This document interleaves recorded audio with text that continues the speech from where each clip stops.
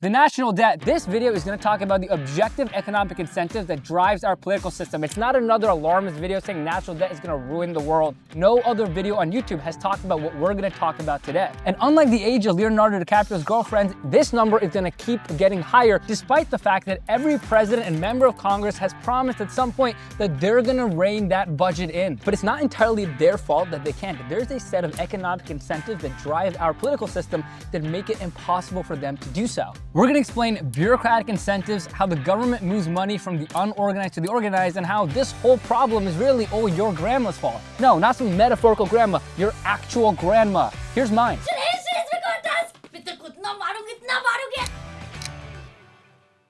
And if you don't watch until the end, then I'm not gonna let her go. Now here's a quick refresher on what the national debt actually is. See, every year the government pulls in a bunch of money through tax revenue and then kind of like a crack addict spends all of it all at once. Then the government comes and finds you and it's like, hey man, you got 20 bucks?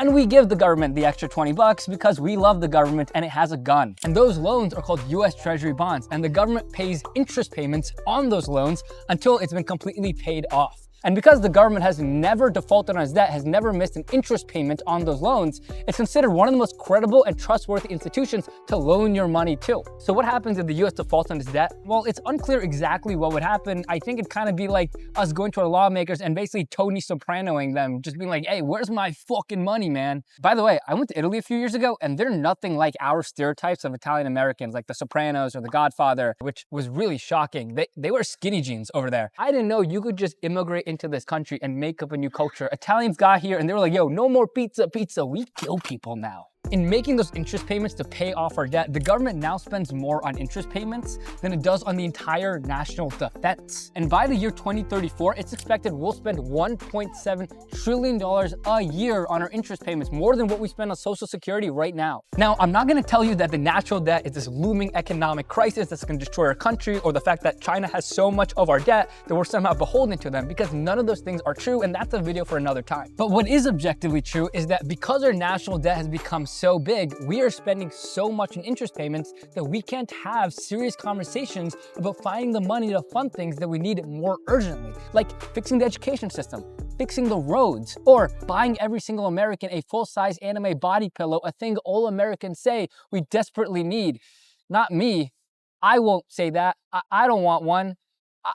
Now, to lower the national debt, economists say you need to start by reducing government spending, and it's tried this many times and it's been proven to be an impossible thing to do. Under every single president of both parties, government expenditures have consistently increased. You might think surely Ronald Reagan, the face of the limited government movement who campaigned on reducing the size of government spending, saw at least not a decrease, but maybe at least government spending being the same. No, it went up during his presidency every single year. Surely Bush Jr., who campaigned on saying no to unnecessary government programs, saw a reduction in the size of the federal government. And hey, you know what? Let's just exclude all the spending on defense in the Middle East. No, federal subsidies run by the government went up 30% during his presidency. They went up every single year. I guess for Bush Jr., much like his predecessor, Bill Clinton, no means yes. And I only pick on those two to prove that even those presidents who promised to cut government spending somehow are still unable to do so. And it's because of the economic incentives that drive our political system. And let's start with the first one, bureaucratic incentives. A bureaucracy is any government program that is responsible for delivering some kind of service, and they are beholden to politicians who campaign on delivering those services. And those services could be anything from sending out Social Security payments to defense. Now, people who work in a bureaucracy have the same incentives as anyone else. They're economically incentivized. They want to increase their own incomes. And in a bureaucracy, just like in a corporate job, that means having job security. Job security at a bureaucracy means that making sure that your budget is not only at least the same as it was last year, but consistently growing. If you use slightly less than the budget you've been allocated, the next year you're gonna see your bureaucracy size be cut down, and that's not good for job security. So the cost of doing a service is X dollars in the private sector in the real world, you're gonna do just above that, X plus 1, so that you use the entire budget the bureaucracy gets, and you're on track to get a little bit of a bigger budget over the next year. You're gonna push up costs to do those services. That's why today you'll sometimes see the government buying spare parts at a 4,000% markup. Or how the government spent $224,000 on developing custom fitted condoms that come in 95 sizes. 95 different sizes, as if guys aren't gonna immediately first try the largest one and then pretend that's the one that fits perfectly. And what if it doesn't? They're gonna come out and say it doesn't and try on 94 progressively smaller condoms? Now you might say, Shreyas, You're very good looking. Thank you. Then you might also say, why doesn't the politician just cut bureaucracy spending and make them be more efficient? But you have to consider the incentives of the politician, which is to maximize their votes in the next election. And you know what's really unpopular to run on?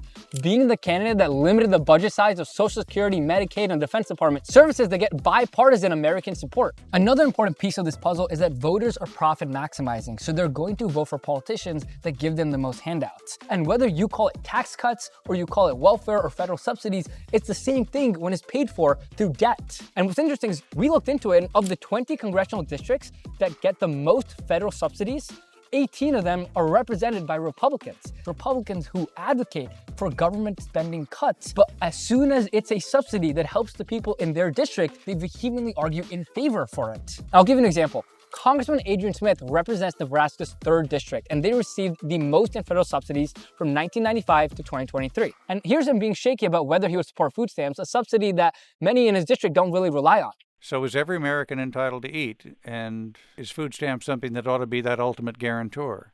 I think that we know that given the necessity of nutrition, there could be a number of ways that we could address that. You would vote for a budget that cuts food stamps? I want to look at an entire budget, look at all of the details. I look for there to be a lot of changes made in the House and the Senate to the president's budget. But when there were proposals to cut subsidies for sugar farming, which his district receives a lot of, he argued in favor for them. Now, I'm not trying to pick on Republicans. What I'm trying to point out is that the profit-seeking incentives of voters and the vote-maximizing incentives of a politician are far greater than any liberal or conservative ideology. And with 99% of federal spending going into the pocket of some American somewhere, and yes, that's the actual statistic, there's a lawmaker ready to defend every single dollar that's distributed, saying, hey, you can cut government spending, but not from the money that's going to my district. And this brings me to my second point, special interest. For every dollar the federal government spends, an ecosystem of special interests and lobbyists spring up who depend on that dollar continually being delivered to some community. And I'm not just talking about corporate lobbyists asking for handouts. See, we often simplify how money is being moved in politics. We say it's moving from the poor to the rich through tax cuts,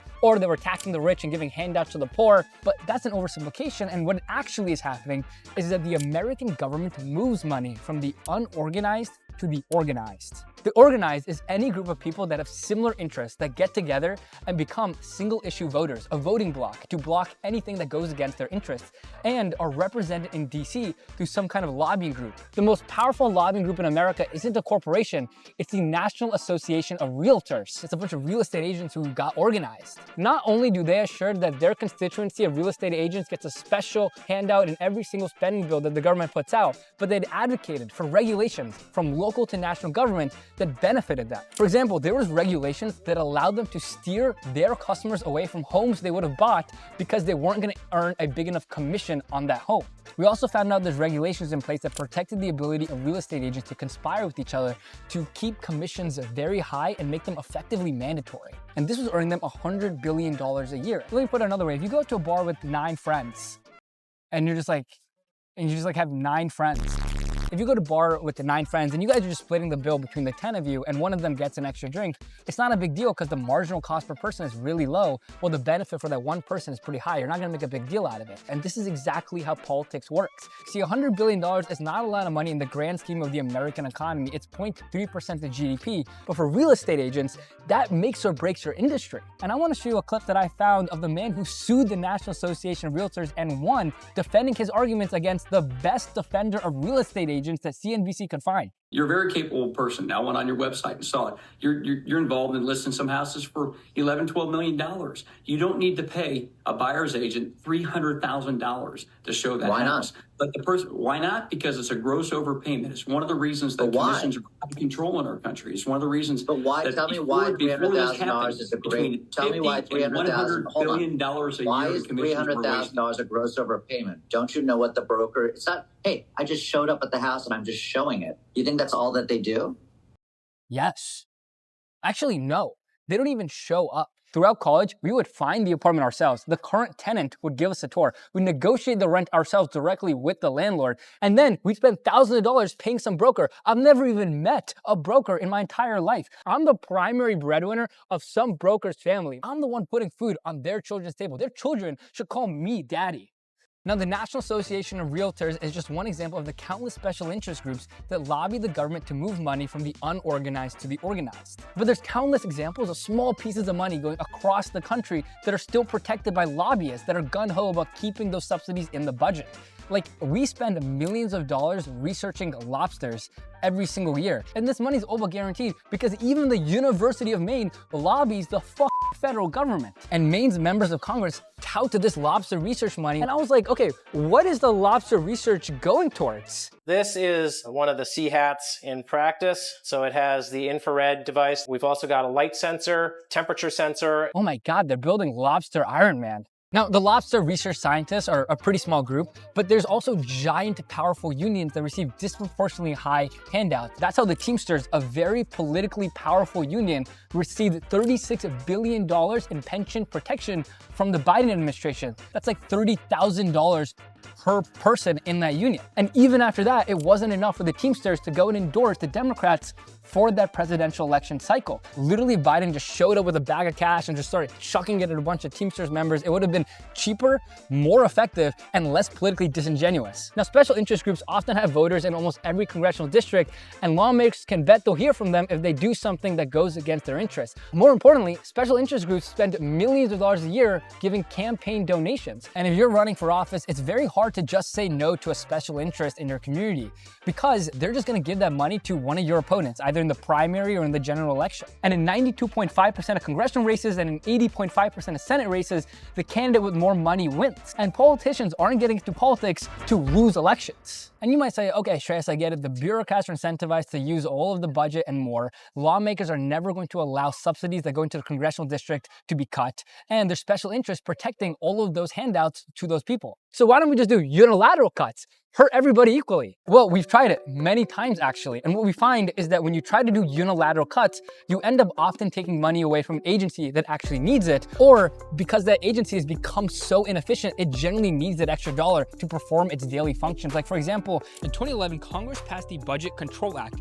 which included unilateral spending cuts across various agencies. The FAA, as a result, immediately started failing to meet daily obligations, causing a ton of flight delays. It got so bad, Congress had to intervene by passing an emergency bill. And voters are very unforgiving of mistakes. You'd rather do 0 things wrong than take a risk and do 100 things right. It's called negativity bias. You've probably never heard about the fact that planes are getting safer every single year. Annual airline-related deaths is down 7% thanks to federal subsidies into research and regulation. But you probably heard all about Malaysia Flight 370. Now this finally brings me to my very last point. It's all your grandmother's fault. The economic incentives of our political system make it impossible for government spending to go down because politicians want votes, and voters will never support someone who decreases the number of federal handouts that they get. And no one is taking advantage of this better than your grandma, dude. The largest wealth transfer that the government does every single year, by far the largest government expenditure, is a $1.5 trillion transfer from the pockets of working people to the pockets of old people. And by the way, the average net worth of the elderly is above $1 million. And estimates show that in about 10 years, because the working age population is shrinking and the senior population is growing, taxes are only gonna cover 75% of the expenditures, and the other 25% is gonna have to come from debt. And in fact, Social Security is mandatory federal spending. It has to happen every year, and lawmakers don't even get to negotiate or have discussions about how to do this wealth transfer more thoughtfully. And if you think about what we've gone through in this video, it makes sense that the federal government's largest wealth transfer is from the unorganized to the elderly, because the elderly disproportionately vote at very high rates, are organized and have powerful lobbying groups like the AARP representing them, and have a unified interest, a direct handout to them. So really, the national debt and what makes government spending so impossible to bring down is a game that your grandma has mastered. You made it to the end of the video, so thank you. Like, subscribe, and finally, as promised, we're gonna let my grandma out of my basement. What? Where'd she go?